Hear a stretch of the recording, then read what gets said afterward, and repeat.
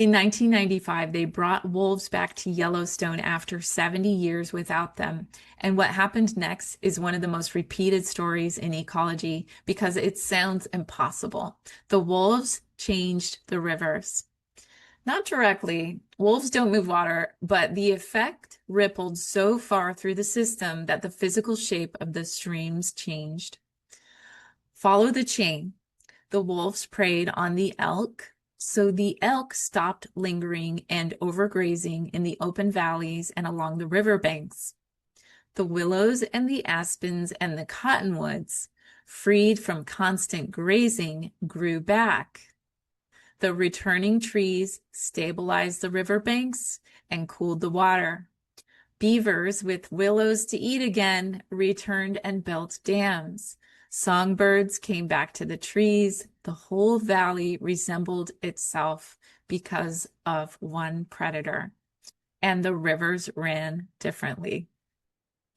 Welcome back to Solaris Sessions. I'm Melanie, the founder of Solaris Method, the strategic and the sacred. And today we read the Keystone, and it's the episode about leverage, about the vital few things that quietly hold everything else together.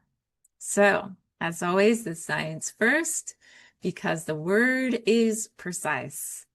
A keystone is the wedge-shaped stone at the top of an arch and the one in the center that all the others lean against. And if you remove it, the entire arch collapses.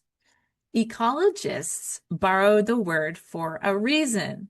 A keystone species is one whose effect on its whole ecosystem is vastly larger than its numbers would suggest. Not the biggest population, but the most valuable. It's the one whose presence or absence reorganizes everything. The classic study is even older than the wolves. A scientist named Robert Payne, working on a rocky coastline, physically removed one species of starfish from a stretch of the shore. And that's all he changed, one starfish. Took them out. And within a short time, the mussels that the starfish had been eating exploded in number and crowded out nearly everything else. The diversity of that whole shoreline collapsed from around 15 species down to about 8 from removing one. That starfish wasn't abundant. It was load-bearing. It was the keystone. And that experiment is where the whole concept comes from. So the principle nature keeps demonstrating is this. Influence is not evenly distributed in any complex system. A small number of elements carry a wildly outsized share of the load. Most pieces matter a little. A few pieces hold up the arch. And the health of the entire system depends far more on those few than on the rest combined. So now the strategy, because business is drowning in the absolute opposite belief. We're taught that everything matters equally and that success means doing more, doing all of it, and doing all of it at once. And the founder's to-do list is a flat plane of 200 tasks, and each is treated roughly about the same size, but no living system works that way, and neither does business. So somewhere in your business are the keystones. These are the vital things that, if they're healthy, they hold the whole arch up. And if they fail, they will collapse everything downstream. And most of them are getting the same slice of your attention as the trivial many. That's the core strategic error, treating a keystone like just another stone. So some tasks are significantly more important than all the others. You already know this pattern by another name. A small share of causes producing most of the effects. But the keystone gives it teeth because it tells you the leverage isn't just about the volume of results, it's actually structural. Some things are load-bearing, so pull them and the arch all comes tumbling down. Find your keystones and defend them with disproportionate care. Now, what are they usually?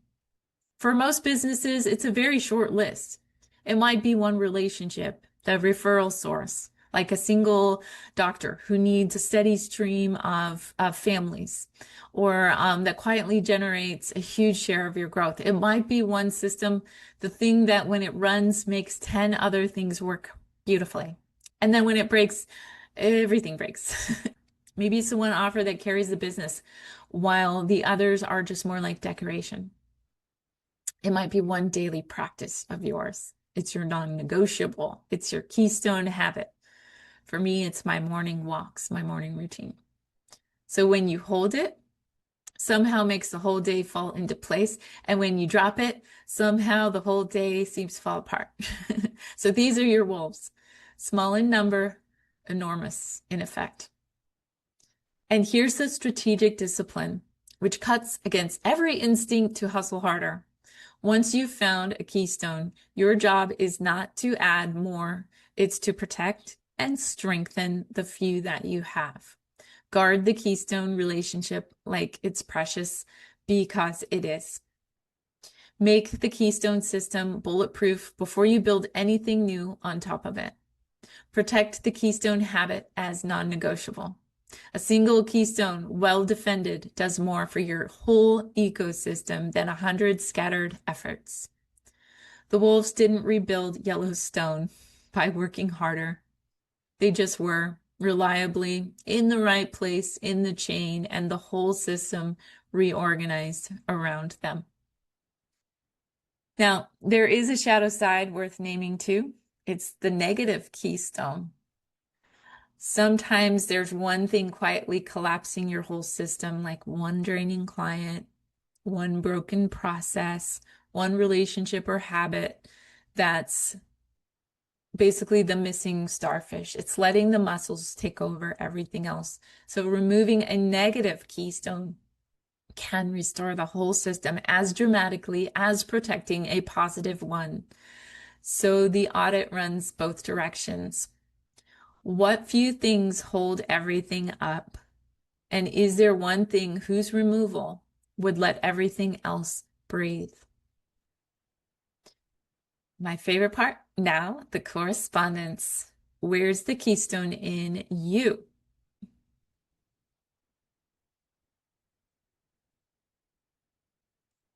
Here's the mirror. And it's a kind one because it's about doing less and not more. So your life, like any ecosystem, has keystones, a small number of things that hold your whole personal system in health and balance. And for a lot of people, it's super basic and very powerful. And that is sleep. Or maybe it's a morning practice. Or it's that one relationship that keeps you sane. Or maybe it's movement or time in nature. Or that one boundary that protects everything else behind it. These are the keystone habits. They're not the most impressive things that you do, but they are the load-bearing ones. And when they're in place, everything else in your life somehow just works better, even the parts that seem completely unrelated.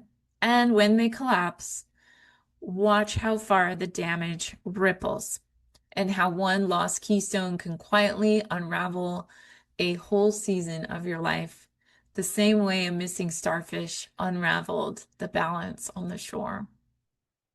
And most of us treat our keystones as the first thing that we sacrifice. Like when we get busy, what's the first to go? Maybe it's the sleep. Maybe it's that morning walk or the practice or the one real conversation we know we need to have. We pull our keystone to make room for more muscles, more tasks, more urgency. And then we wonder why the whole arch feels like it's sagging or falling apart or unstable. We are removing the wolf and we're blaming the river. The correspondence teaching is to identify your personal keystones and to make them the last thing you sacrifice, not the first. Protect the vital few that hold you up, and trust that a life built on a few strong keystones is more resilient than a life spread thin across 100 equal obligations. You don't need to hold everything. You need to hold the arch's center, and the rest leans on that. So the practice this week is find one keystone in your business, name the single relationship or the system or the offer that holds up the most, and do the one thing to protect or strengthen it. And in your life, your personal life, name your keystone, your habit, the one that when you keep it makes everything else fall into place, and recommit to it as a non-negotiable for a week or more. Just guard that one and watch how much steadier the whole arch feels when its center is secure.